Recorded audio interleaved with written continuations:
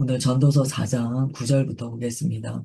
전도서 4장 9절부터 12절입니다. 두 사람이 한 사람보다 나음은 그들이 수고함으로 좋은 상을 얻을 것임이라. 혹시 그들이 넘어지면 하나가 그 동물을 붙들어 일으키려니와 홀로 있어 넘어지고 붙들어 일으킬 자가 없는 자에게는 화가 있으리라. 또 두 사람이 함께 누우면 따뜻하거니와 한 사람이면 어찌 따뜻하랴. 한 사람이면 패하겠거니와 두 사람이면 맞설 수 있나니 세 겹줄은 쉽게 끊어지지 아니하느니라. 아멘. 이 말씀은 기도의 동역으로도 우리가 풀어서 나누고요. 그리스도인의 연합에 대해서도 이 말씀을 근거해서 나누기도 합니다.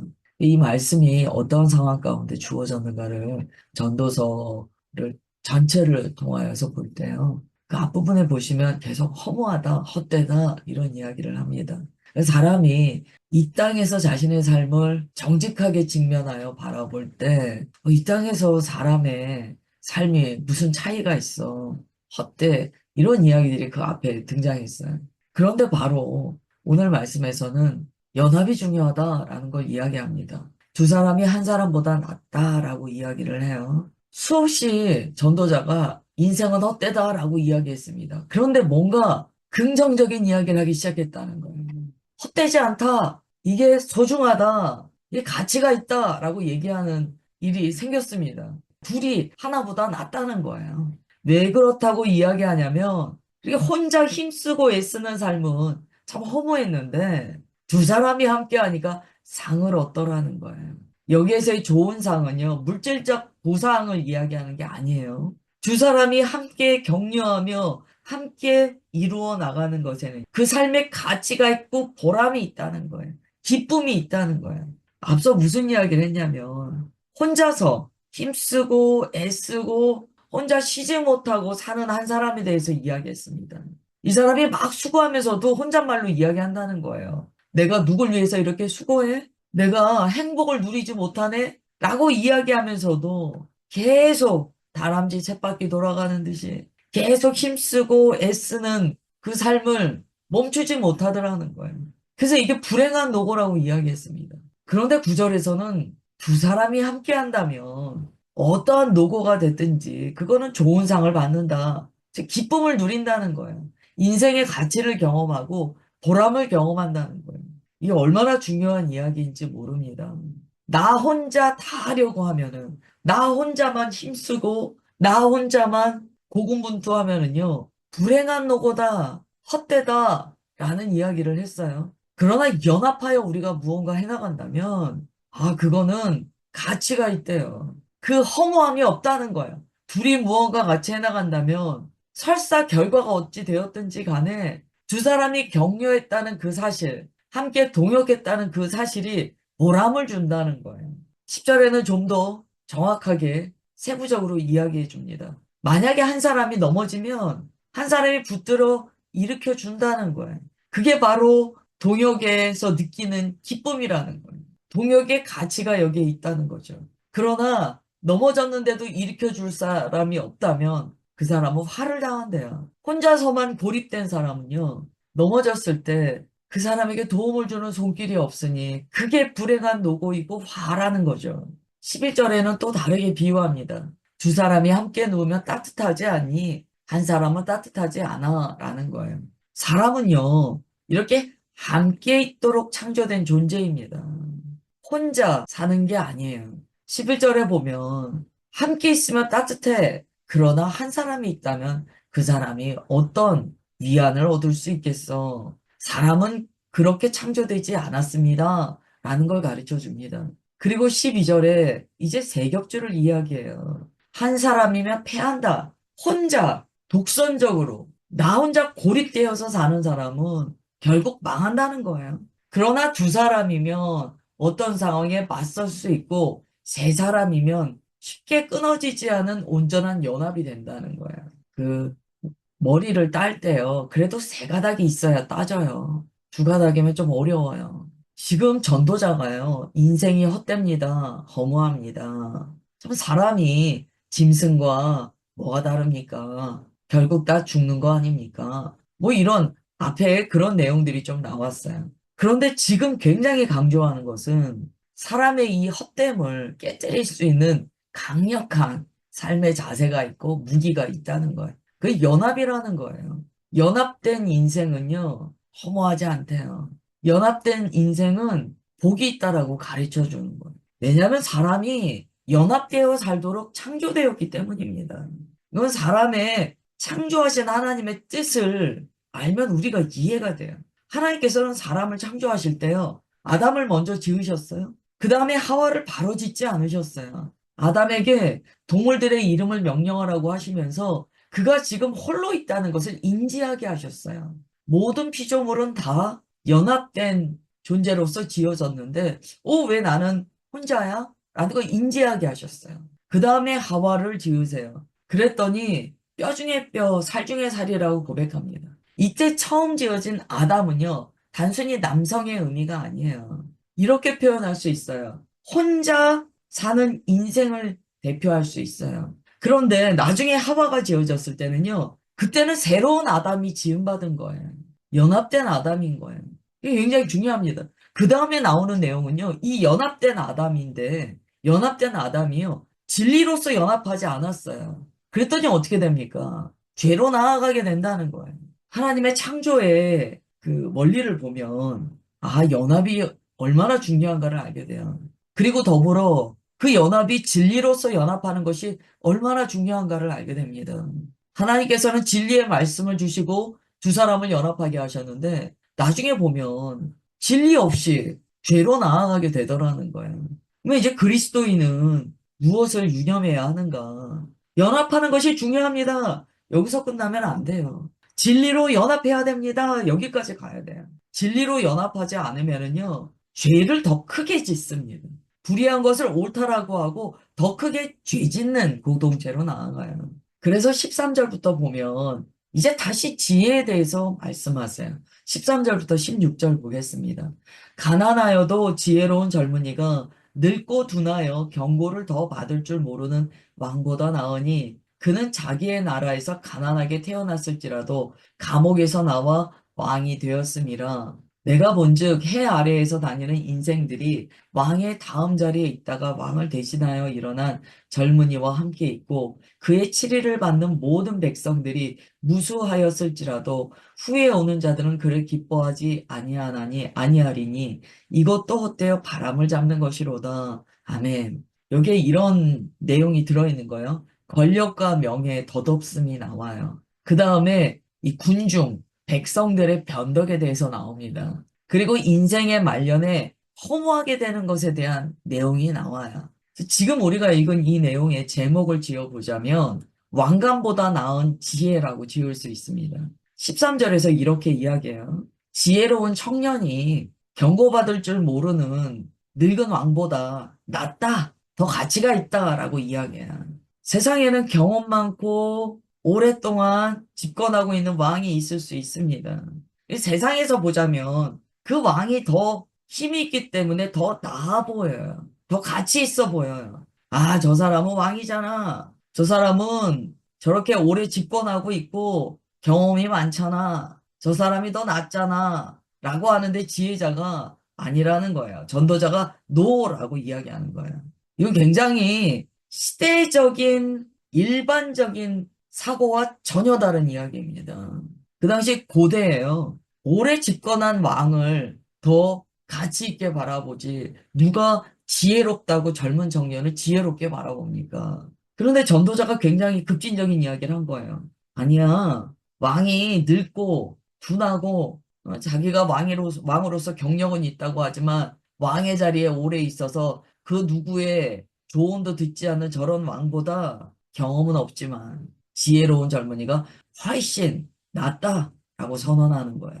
왜냐하면 사람은요, 자기의 한계를 인정할 줄 알아야 돼요. 이건 피조물의 조건입니다. 자기 한계를 인정하지 않는 피조물은요, 아무 쓸데가 없어요. 겸손하지 않은 피조물은요, 아무 가치가 없어요. 우리가 창조주가 계시고 우리가 피조물이라는 것을 인정한다면 가장 기본된 자세는 저는 피조물입니다. 즉, 저는 한계가 있는 존재입니다. 그 뜻이에요. 자기 한계를 인정하지 못하는 것은 가장 불행한 일이다. 왕은요, 왕이 됨으로써 자기의 한계를 인정하지 못해요. 조언을 듣지 못하고 겸손하지 못해요. 이 사람은 불행한 사람이다. 이라는 거죠. 14절. 이 구절은 굉장히 흥미로운 내용이에요. 그는 자기 나라에서 가난하게 태어났을지라도 감옥에서 나와 왕이 되었습니다. 이거 막 요셉과 같은 내용이잖아요. 막 애굽에서 막 억울하게 감옥에 갇혀 있었는데 도리어 그가 총리가 되는 것 같은 일이에요. 아주 극적인 반전이 있었다는 거예요. 그런데 전도자의 지금 이야기는요, 그 반전에 대해서 대단하다고 얘기하는 게 아니에요. 야, 당신이 응? 감옥에 있었는데, 가난하게 태어났는데, 당신이 삶의 우여곡절이 많아서 그렇게 어려운 환경이었는데, 당신은 왕이 되는 이 극적인 반전의 삶을 살고 있습니다. 대단합니다. 그게 아니고, 그렇게 살고 있습니다. 남들은 대단하다고 하죠. 그러나 당신 인생 헛되요. 라고 이야기하는 거예요. 지금 이 왕은요, 사람의 왕입니다. 왕이 됐다고 막 대단하다고 이야기하지만, 그게 얼마나 헛된지를 그 다음번에 이야기해요. 15절, 16절 보시면, 내가 본즉 해 아래에서 다니는 인생들이 왕의 다음 자리에 있다가 왕을 대신하여 일어나 젊은이와 함께 있고, 이건 변덕이죠, 변덕. 백성들의 변덕에 대해서 이야기합니다. 백성들은요, 너무 변덕스럽다는 거야. 즉, 군중 심리라는 게 상당히 변덕스럽다라는 걸 가르쳐 줍니다. 여러분, 진리가 없으면은요, 군중 심리는요, 부침개 뒤집는 것처럼 왔다 갔다 왔다 갔다 합니다. 전도자가 해 아래서 일어나는 일을 면밀하게 관찰합니다. 전도자는 자기 나라의 일만 관찰한 게 아니에요. 온 세계에서 일어나는 일을 다 관찰했을 거예요. 그래서 해 아래라고 이야기합니다. 이 사람은 세상에 살아나가는 사람들의 삶의 여러 가지 모습을 다 관찰하고 분석함으로써 사람의 인생이란 무엇인가에 대해서 좀 알고자 한 사람이에요. 근데 막 이제 본인이 알아본 거예요. 솔로몬 왕이라고 볼 수 있죠. 솔로몬 왕이 이렇게 다 알아본 거예요. 그런데 봤더니 각 나라의 일을 보니까 백성들이 변덕스럽다는 거예요. 그렇게 가난하고 감옥에서 나온 사람을 왕으로 추대해서 이 사람을 막 대단한 것처럼 이야기하지만 또 어느 순간에 보면 그 사람을 노하고 젊은이를 좋다라고 지지하더라는 거예요. 뭐가 중요한지 기준이 없다는 거예요. 이게 사람의 마음이죠. 우리가 진리에 서 있지 않으면 사람이 자기 상황이나 자기 마음 따라 군중심리라는 게 형성이 되거든요. 진리가 없으면 그 마음은 변덕이 죽을 듯 합니다. 세상의 영광은 그래서 일시적인 거예요. 권력은 그래서 허무한 거예요. 잠시 내가 인기를 얻었다고 좋아할 일이 아닙니다. 조금 있으면 군중은 그 사람의 등에 칼을 꽂는다는 거예요. 그게 군중의 특징이라는 이야기를 합니다. 사람들의 환호 오래가지 않았다는 거예요. 권력과 성공 바람이라는 거예요. 금방 지금은 막 온 세계를 차지한 것 같아도 몇 밤 자고 나면 이제 칼바람이 막 부는 거예요. 그래서 전도자가 뭐라고 하냐면 16절에 보세요. 그의 치리를 받는 모든 백성들이 무수하였을지라도 다 이 백성들이 그 왕을 추대했어요. 후에 오는 자들은 그를 기뻐하지 않는다는 거예요. 다음 세대는 아, 저 왕 마음에 안 드는데 내보내야겠어 라고 생각한다는 거예요. 이것도 헛되어 바람을 잡는 것이로다. 헛되다. 사람의 칭찬에 기대어 사는 인생, 진리 없이 사람의 인기를 먹고 사는 권력, 헛되다. 이거 바람이다. 뭐가 중요합니까? 지금 전도자는 은연중에 계속 얘기하는 게요. 자기 한계를 알아야 한다라고 말하고 있어요. 자기 한계. 결국 온 세계는 하나님께서 통치하신다는 거예요. 그러므로 우리는 어떤 현상을 볼 때요. 인생 끝난 것처럼 생각할 것도 없고 인생에서 성공한 것처럼 교만해서도 안 되는 거예요. 자기 한계를 인정해야 돼요. 그 한계가 뭡니까? 주님께서 통치하시는 세계라는 거예요. 얼마나 중요한 얘기인지 몰라요. 오늘 이 아침에 딱 맞춰서 주님께서 이 말씀을 주시는 것은 주님의 뜻이 있으신 거예요. 우리 그리스도인의 삶의 자세가 어때야 되는가? 자기 한계를 인정하고 겸손해야 됩니다. 그리고 주님의 거룩한 손 아래 위치하고 있는 세상에 대해서 우리가 주님의 마음으로 바라보고 기도하는 자들이 되어야 돼요. 아무리 그리스도인이 믿음 좋다고 해도요, 현상에 따라 너무 일희일비하는 것은 그렇게 믿음 안에서 좋은 태도는 아닙니다. 세상의 모든 왕관은 결국 벗을 날이 있어요. 결국 땅에 떨어져요. 군중의 함성이나 군중이 지지하는 어떤 인기 순식간에 바뀝니다. 그러나 하나님을 경외하는 자 안에 있는 하나님께서 주신 그 지혜는요, 영원토록 그 사람을 지켜줍니다. 신약에서 이야기하면 지혜는 곧 예수 그리스도예요. 성령님이에요. 그래서 오늘 우리가 13절부터 16절을 묵상할 때요. 뭐 인생에 드라마틱한 성공이 있죠. 정말 가난하고 감옥까지 갇혔던 요셉과 같은 인생이 총리가 되는 감동을 주는 서사들이 있습니다. 그러나 그 어떠한 서사가 있더라도 하나님의 지혜가 없다면 자기의 한계를 인정하는 피조물된 온전한 고백이 없다면 그거 다 헛되다는 거예요. 우리가 정말 이 말씀 따라 내게 그 지혜가 있는가, 그 자기 한계를 인정하는 겸손이 있는가를 좀 바라보시는 한 날 되시길 축복합니다. 그 다음에 5장이에요. 5장의 내용이 너무 당연하게요. 하나님을 경외하라는 내용으로 들어갑니다. 그 소제목 보세요. 하나님을 경외하라요. 전도서가 마구잡이로 쓰이지 않았다는 거예요. 다 흐름이 있어요. 일정한 하나님의 뜻이 이렇게 서사로서 흘러가도록 기록되었어요. 1절, 2절 보겠습니다. 너는 하나님의 집에 들어갈 때 내 말을 삼갈지어다. 가까이 하여 말씀을 듣는 것이 우매한 자들이 재물을 드리는 것보다 나으니 그들은 악을 행하면서도 깨닫지 못함이니라. 너는 하나님 앞에서 함부로 입을 열지 말며 급한 마음으로 말을 내지 말라. 하나님은 하늘에 계시고 너는 땅에 있음이라. 그런즉 마땅히 말을 적게 할 것이니라. 아멘. 주님께서요, 오늘 2025년 6월 4일 아침에요, 우리에게 이 말씀을 주십니다. 얼마나 때에 맞는 말씀입니까? 하나님의 집에 들어갈 때 발을 삼가라. 발걸음을 조심하라는 거예요. 하나님께 가까이 가. 말씀을 들어라. 진리를 들어라. 우매한 자들은 재물만 바치면 되는 줄 안다. 우매한 자들은 재물만 바치면 자기가 악을 행해도 다 됐다라고 생각하고 깨닫지 못한다. 이 재물 바치는 게 교만거리가 되는 거예요. 그러나 하나님의 집에 우리가 가는 그 목적은 말씀을 듣기 위함이에요. 하나님을 경외함으로 말씀을 들으라는 거예요.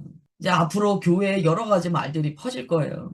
전도서 5장 1절은 이렇게 말씀합니다. 교회에 진리의 말씀 들으러 가라. 2절이에요. 너는 하나님 앞에서 함부로 입을 열지 말며 급한 마음으로 말을 내지 말라. 너가 판단하고 너가 말하지 말아라. 하나님은 하늘에 계시고 너는 땅에 있다. 그런즉 마땅히 말을 적게 하라. 이 전도서 5장 2절 말씀이 정말 오늘 이 시점에 우리에게 주시는 말씀이에요. 막 우리가 세상의 이치를 다 알아가지고 막 모든 얘기를 다 하고 그러지 말라는 거예요. 하나님 하늘에 계시고 너는 땅에 있다. 기억하라. 발을 삼가라. 말을 삼가라. 교회는요, 내 말을 막 쏟아놓는 곳이 아닙니다. 교회는 사람의 의견을 막 쏟아놓는 곳이 아니에요. 교회는 하나님의 말씀 앞에 엎드리는 곳이에요. 예배당이죠. 예배당은 주님께 겸손한 마음으로 나아가 주님의 말씀으로 양식을 얻어라 라고 권면하세요. 참 우매한 사람들은요, 내가 무언가 교회 가서 하는 것에 중점을 둡니다. 내가 교회 가서 뭘 한다는 거예요. 이 사역자가 그럴 수 있죠. 사역자가 나는 교회에서 섬긴다는 거예요. 그게 너무 중요한 거예요. 내가 섬기니까 안 들어요. 주님께서 그게 아니라는 거예요.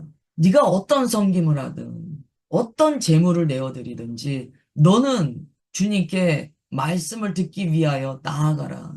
그래야 내가 지혜를 얻을 수 있다. 너의 입을 닫고 말을 적게 하고 듣는 것에 집중해라. 들어라. 말하는 것으로 너무 집중하지 마라. 듣는 것에 은혜가 있다. 오늘 말씀 잘 기억하시고 이 한날 마음 지키시기를 축복합니다. 기도하겠습니다. 하나님 아버지, 믿음은 들음에서 난다 말씀하셨습니다. 또한 그 들음은 그리스도의 말씀으로 말미암는다 라고 가르쳐 주셨습니다. 오늘 말씀에 따라 지혜가 없는, 주의 진리가 없는 연합이 결국 군중의 일희일비하는 변덕으로 나타날 수 있다는 것을 깨닫게 됩니다. 한 사람보다 두 사람이 나오며 두 사람보다 세 사람이 낫되 그 연합은 반드시 진리로서 이루어져야 한다는 것에 아멘합니다. 가난하고 감옥에 갇혔던 자가 왕이 되어도 그 마음에 자기 한계를 인정하는 마음이 없다면 모두 다 헛되다라고 가르쳐 주셨습니다. 오늘 말씀에 아멘하며 주님의 거룩한 음성 듣기를 기뻐하나이다. 오직 말을 적게 하고 주의 말씀 청정하기를 기뻐하나이다. 주의 자녀들 이 시간 기름 부어 주시고 능히 귀에 할례를 베풀어 주시어서 주의 음성을 믿음으로 받아 예수 그리스도의 생명의 양식으로 살찌우게 하옵소서. 주님 그렇게 역사하여 주심을 믿사오며 사랑하는 주 예수 그리스도의 이름으로 기도드리옵나이다. 아멘.